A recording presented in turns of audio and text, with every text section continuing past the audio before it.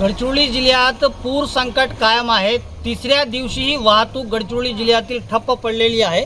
आपण दृश्यामध्ये बघू शकतो कशा प्रकारे वाहतूक जी आहे ते ठप्प पडलेली आहे। मोठमोठे रांगा जे आहेत ते गडचिरोली जिल्ह्यातील आरमोरी नागपूर राष्ट्रीय महामार्गावर दिसत आहे आणि अनेक डिझेलचे जे टँकर आहेत ते दिसत आहेत, पेट्रोलचे टँकर दिसत आहेत, जीवनावश्यक वस्तूंचे वाहन जे आहेत ते दिसत आहेत।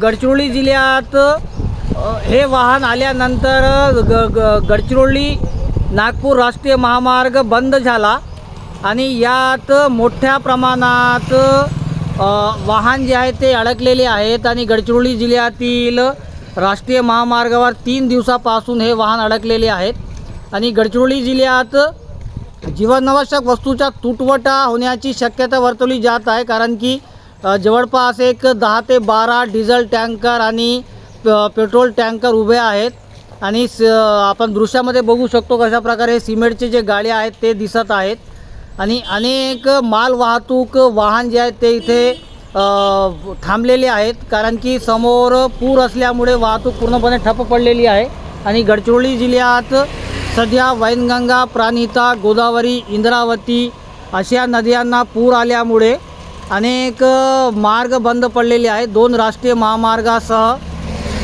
तालुका स्तरावरील व जिल्हा स्तरावरील 22 मार्ग जे आहेत ते बंद पडलेले आहे आणि गडचिरोली जिल्ह्यातील अनेक भागात वाहतूक ठप्प पडलेली आहे। 3 दिवसापासून ही वाहतूक ठप्प आहे। आपल्यासोबत काही चालक आहेत, त्यांना विचारूया कितने दिन से ये गाड़ियाँ रुके हैं और क्या बाढ़ का सिचुएशन है?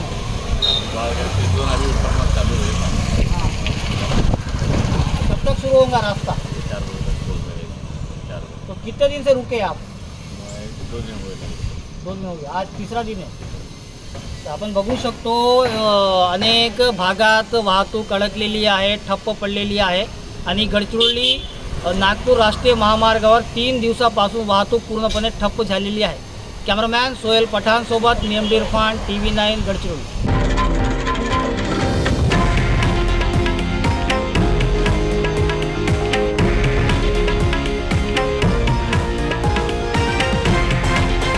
हे आहे देशातील नंबर 1 न्यूज नेटवर्क आणि आपण पाहत आहात TV9 मराठी, एकमेव।